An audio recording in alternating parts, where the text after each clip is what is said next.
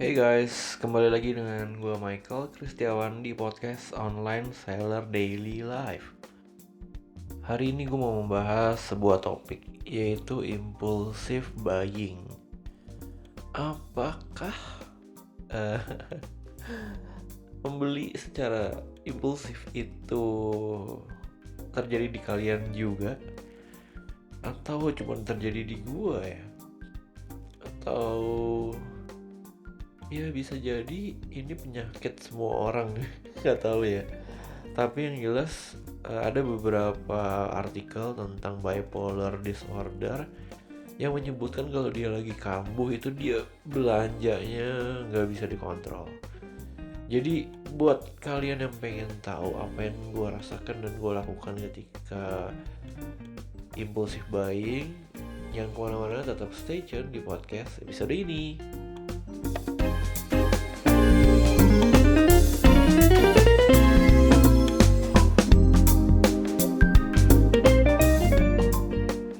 Oke, jadi gua itu lumayan sering berbelanja ya, terutama gitar. Nah, ada orang yang bilang kalau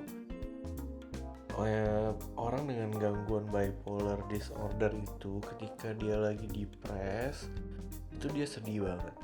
Dia bisa mengurung diri, bisa low banget, slow-lownya.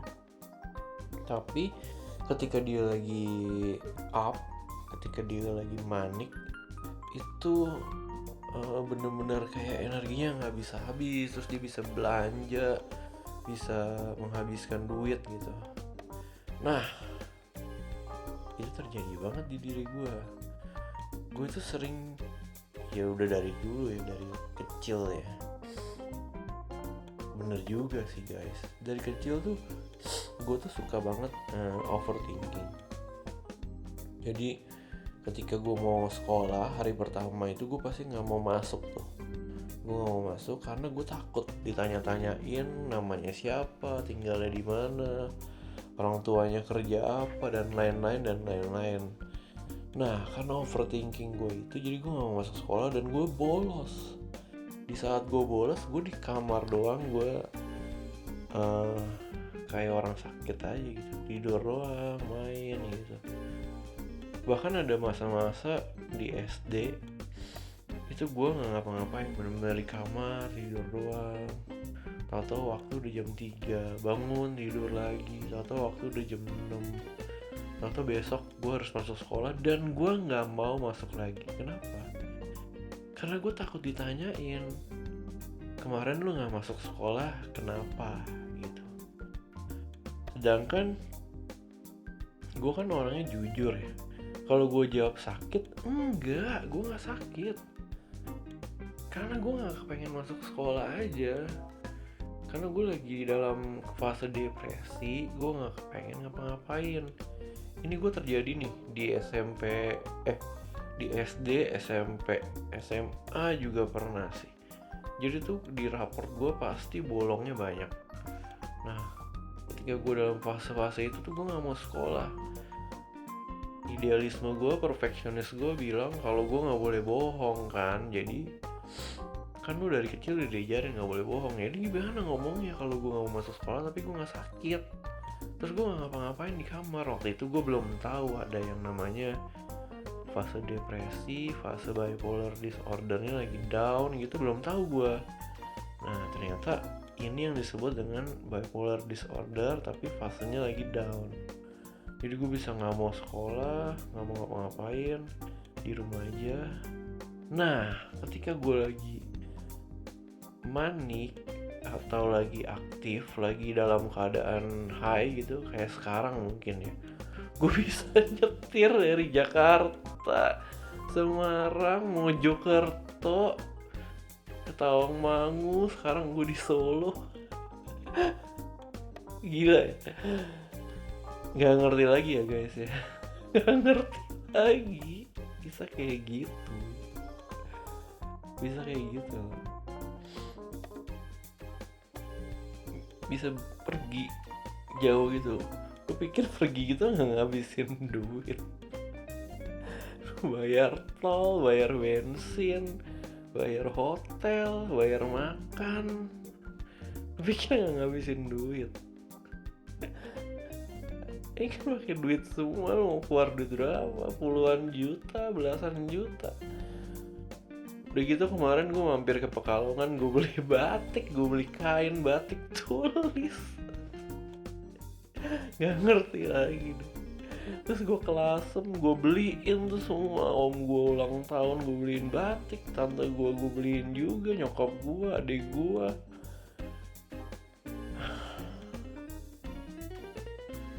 Ya inilah fase manik impulsif buying yang terjadi di diri gue. Ini sekarang ya, baru terjadi nih, bener-bener baru banget. Dan gue nyadar ini impulsif buying. Bahkan di momen ini, tahun ini ya, ini podcastnya direkam pada tahun 2025 awal. Itu ada sebuah postingan yang bilang kalau gini, tahun ini tuh kalau bisa lu gak usah beli pakaian, lu gak usah beli sepatu, gak usah beli apapun, pokoknya stop beli gitu. Sedangkan gue beli kain batik buat koleksi, beli baju, wah gak ngerti lagi deh. Ini yang baru kejadian ya guys ya. Dan gue gak ngerasa capek sama sekali. Gue tidur cuma 4 jam setiap hari. Parah juga sih. Dan ini bahaya. Kenapa nih? Gue tahu karena gue gak tidur, itu pikiran gue jadi kacau. Pikiran gue jadi cepet stres, jadi depresif. Dan ini malah bikin nanti mood gue akan down. Nah makanya di momen-momen gini, gue tuh udah satu waktu kemarin tuh gue tetap minum obat gue, karena gue ngerasa wah ini gue udah mau down nih, jadi gue harus distabilkan moodnya. Nah either gue juga harus distabilkan dari yang terlalu high, atau gue ya makanya nih ini jadi sebuah hal yang bingung juga ya. Ketika di satu sisi lu tuh aktif, semangat melakukan pekerjaan, happy, kayak hidup tuh gak ada susah-susahnya gitu. Tapi di satu sisi ada fase depresi yang menghantui gue nanti. Nah ketika aktif-aktif ini, impulsif buying ini, gue ngerasa hal ini bukan sebuah hal yang buruk ya, karena dia kelihatannya happy, kelihatannya baik, bahagia gitu. Tapi ketika depresi, gue malah merasakan ini sebuah hal yang buruk, karena dia sifatnya lebih ke dark, gloomy gitu, gak mau ngapa-ngapain. Padahal ya dua-duanya buruk. Makanya gue harus minum obat, udah lama, udah dari 2011 gue minum obat supaya hidup gue tuh gak ada yang terlalu ekstrim atas, gak ada yang terlalu ekstrim bawah. Mood gue tuh stabil banget.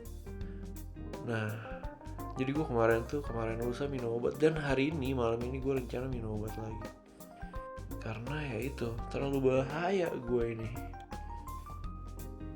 Tadi aja gue nyaris mau beli baju batik naga tuh, bagus banget, tapi ya gak usah lah.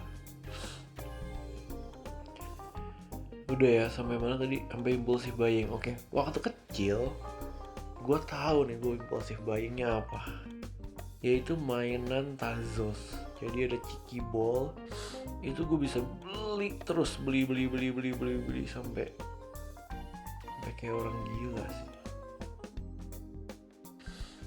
Habis itu gue beli apa lagi waktu kecil ya?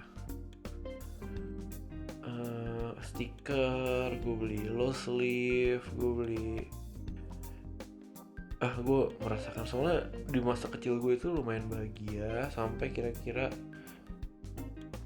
SMP itu udah kurang bahagia tuh gue tuh, karena bokap gue ada fase downnya.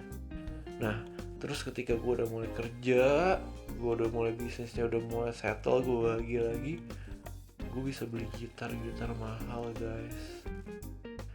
Itu juga bahaya tuh, ketika gue lagi high, lagi semangat gitu, lagi pelayanan mulu misalnya di gereja, aktif latihan Natal apa segala macam, tahu-tahu gue bisa beli gitar. Ada duitnya untungnya guys ya.